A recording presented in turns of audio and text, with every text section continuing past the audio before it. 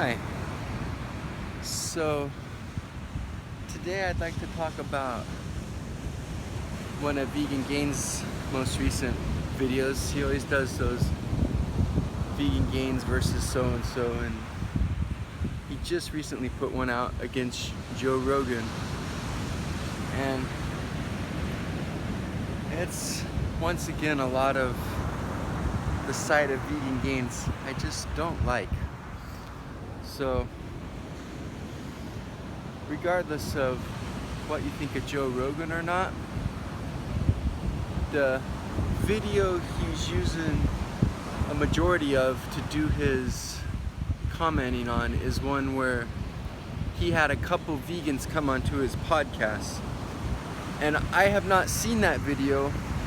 I probably should have as homework for this one, but what I did see were the clips of that video that he posted and commented on. And to me, what it seemed like, Joe Rogan, he's not a young guy anymore. I think he's a little bit older than I am. And I think he's good at having dialogue and having ideas out there. Even if he doesn't listen, or he does have people come and speak their ideas and give their voice, and he lets his podcast audience hear it. And basically, it was really cool. It's like, it was questions he legitimately had. And of course, the entire video, Vegan Gains was mocking him on how stupid his questions were. But if Vegan Gains could get out of his insanely biased position and just see it from the position of an ordinary human, it's a lot of questions people really have, especially people that are involved in strength training or martial arts or something. So, a lot of people do appeal to nature stuff, and Joe Rogan does that, a lot of that. I did a lot of that in my life because I always have realized we are animals and thought we were a little bit too detached from our roots and whatnot. So he's asking them simple things about how we ate meat all these years, and Vegan Gains goes on him about how real smart, go off on our ancestors who only lived to be 30. But one of the things about that is that the old school super low average life expectancy things were taken into account, like the horrible birth, like mortality rates, because people used to lose a lot more babies and stuff, or a lot more small children back in the day to disease and whatnot. So if you had a bunch of people live to be like 59 and a bunch of people live to be 1, and then you added like 1 in 59, that's 60. You divide that by the total number of people, and if it was close to even, then that's only like an average age of 30. So they did die younger, and life was rough, and there was a lot more to kill us, but it wasn't from meat-related causes. And Vegan Gains, he always puts up all his little things, he cites things, but I'm pretty sure everyone realizes he cherry picks those things. And I'm not saying it's false information, there may be a lot to it, but Joe Rogan was talking about having a big, healthy, broad diet with lots of fruits and vegetables, and not supporting the meat industries and stuff, but having the grass-fed things. And I personally haven't seen the evidence out there that if you take out all these toxic chemicals and like the cortisols and stuff that these animals produce in these horrible circumstances, that this stuff is going to cause all the same health problems that you say they will. I'll give him credit that he did post one study where the people were in a different location. I think they were kind of like in some Buddhist region of the world. So the food they were eating was cleaner, and there was still a difference in that study. I don't remember how many people were in the study, but at least he did back up that claim in that one study. But he does it in such a biased, condescending manner that I don't see anyone really listening to him, but except for like his huge cult that he has following him.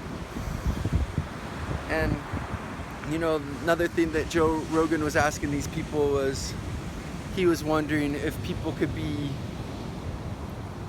like at the top of the top of the top, like, you know, because like he says a lot of people that are trying to be the best in the world at their sport thinks these certain things might give them an edge, and that is a belief out there, whether it's correct or not. And they cited one guy who was good enough to be a pro MMA guy, and he was like, yeah, he's good, but he never had enough to get all the way to the top. And you know, it's true that there's only going to be the smallest handful of people in the world that are so good that they're going to have a chance to be a champion, or even to face the champion. So I can see why Vegan Gains attacked that example, but you could see where another person's coming from citing it. People are just worried that maybe that's like the extra edge you need, because when you're at the top, every little edge helps because you're going against the best in the whole world. So he's just asking honest questions, and he's just having dialogue. And the fact that he had these vegans on his show at all is showing that he's getting messages out there. And maybe he did have his own hidden agenda where he wanted to kind of have some vegans on there and make them look bad, but it didn't seem like it.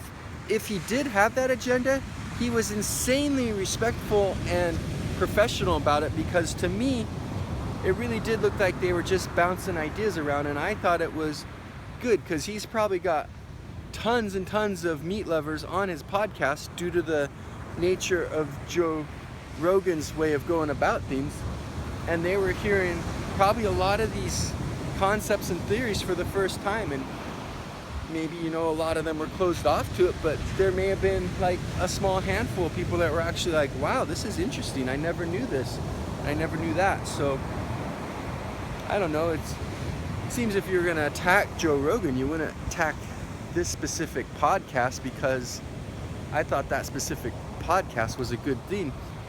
Legitimate questions a lot of people have were being asked by Joe Rogan, and there were two well-educated vegans answering them. So I see that as a really good thing, not as a let's do a video mocking Joe Rogan a whole lot for his stupid questions. No, that's just silliness. So no, I was just voicing my frustration with that, because I really hate the way he goes about things a lot. But I do admit that at least he's out there trying to make a change.